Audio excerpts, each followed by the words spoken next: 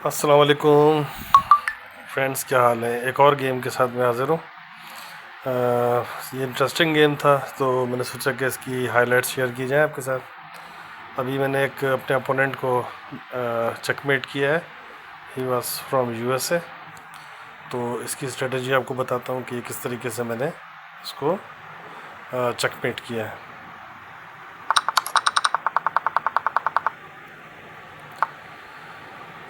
Pawn stage आगे किया है अपना E4 पे ना। बुक मूव है ये, नॉर्मली लोग करते हैं, मैं भी यही करता हूँ कि किंग के सामने वाला पॉन जो है उसको दो घर आगे किया जाए, दो स्टेप फॉरवर्ड किया जाए, ताकि वाइट बिशप और क्वीन का रास्ता ओपन हो जाए।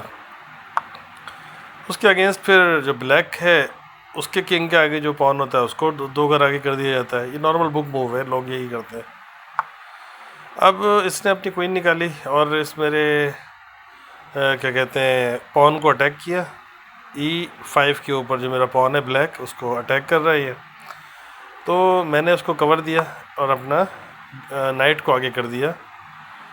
B8 से C6 पे ले गया मैं। अब अगर ये क्वीन से इसको मारता है तो मैं इसकी क्वीन उड़ा लूँगा, जो कि मारेगा नहीं डेफिनेटली, अक्लमंद आदमी है।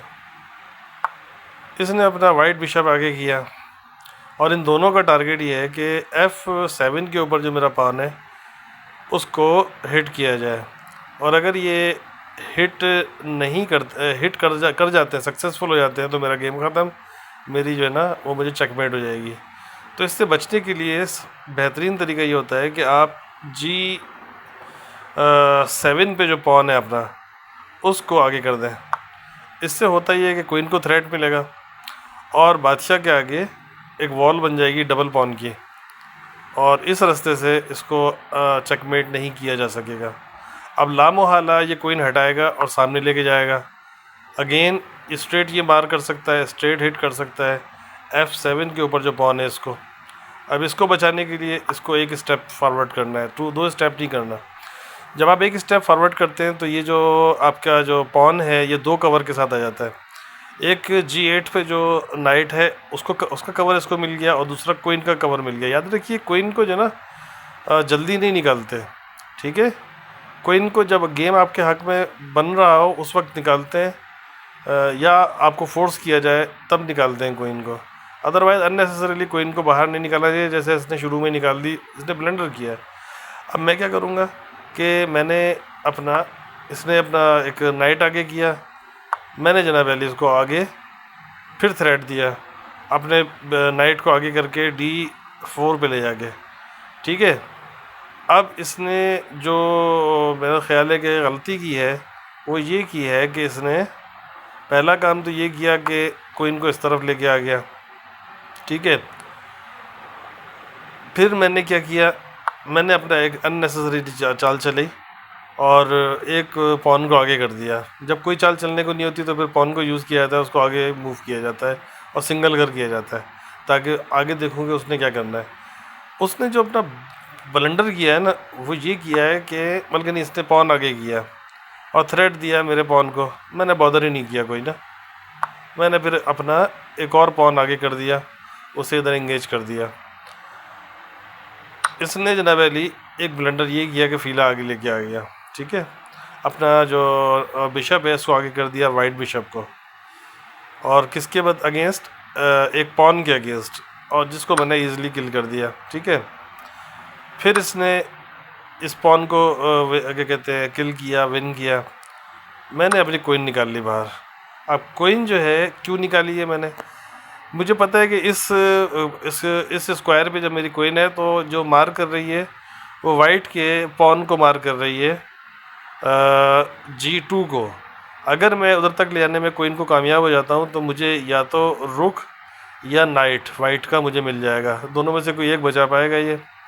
वैसे तो खैर दोनों बच सकते हैं अगर ये चाल चले कोई तो, लेकिन अल्टीमेट यानी कि अपेरेंटली मुझे ये लग रहा है कि ये मुझे एक बचा पाएगा कोई। मेरे जहन में ये था ये चाल चलते वक्त। लेकिन इसने जो ब्लेंडर किया एक, और वो ये किया कि इसने कैसलिंग कर ली। अब कैसलिंग के नतीजे में हुआ ये कि जो इसका स्क्वायर है वो E2 के ऊपर जो स्क्वायर है वो खाली हो गया, और उस स्क्वायर को, वो स्क्वायर प्रोटेक्टेड भी नहीं है।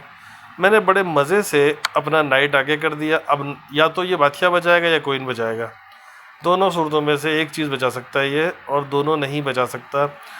दोनों एक साथ नहीं बचा सकता। अब अल्टीमेटली चेस की गेम में आपके बादशाह को बचाना होता है, तो उसने बादशाह ही बचाना है, क्वीन मारी जाएगी इसकी। इसने यही काम किया कि अपना बादशाह को सेव किया अपना। मैंने इसकी क्वीन को विन कर लिया। नाइट मेरा जाता है तो जाए, और वही हुआ। ठीक है जी। अब बादशाह कॉर्नर हुआ है बिल्कुल, और जो पॉन है वो पॉन G2 के ऊपर जो इसका वाइट पॉन है वो हिल नहीं सकता, क्योंकि क्वीन जो है उसको अटैक कर रही है। बादशाह क्वीन जो है अलाइन हुई हुई है बादशाह के साथ, किंग के साथ। तो मैंने जनाब अली अपना वाइट बिशप निकाला और इसके नाइट को उड़ा दिया। ठीक है। अब ये अगर बादशाह पीछे नहीं होता, किंग पीछे नहीं होता, तो G2 पे जो पॉन है उससे ये मेरे बिशप को किल कर सकता था, लेकिन इस सूरत में भी नहीं कर सकता ये। इसने क्या किया कि आगे बढ़ के मेरे उसको थ्रेड किया, क्या कहते हैं, पॉन को, और ले जी मैंने गेम ही ख़त्म कर दिया। ठीक है। अब बादशाह जो है चेकमेट हो गई है, बादशाह कहीं नहीं जा सकता, और कोई भी दूसरा जो क्या कहते हैं पीस है वो इसकी हेल्प नहीं कर सकता। ठीक है जी। तो ये आज का गेम था, तो इंटरेस्टिंग गेम था, तो मैंने कहा चलें आपके साथ शेयर करूं। आप देख सकते हैं कि मैं 12 पॉइंट की लीड में था। आप देख सकते हैं कि शुरू से ही मैं एग्रेसिव खेला हूँ, और मैंने उसको डिफेंसिव मोड में रखा है। ठीक है ना, और मैं एग्रेसिव मोड में रहा हूँ और उसको कोई चाल चलने का मौका ही नहीं दिया। तो ये इंटरेस्टिंग गेम था, तो मैंने सोचा आपके साथ शेयर किया जाए। अगर आपको पसंद आया तो सब्सक्राइब करें चैनल को, लाइक करें, और दूसरे चेस प्लेयर्स के साथ भी शेयर करें। ठीक है।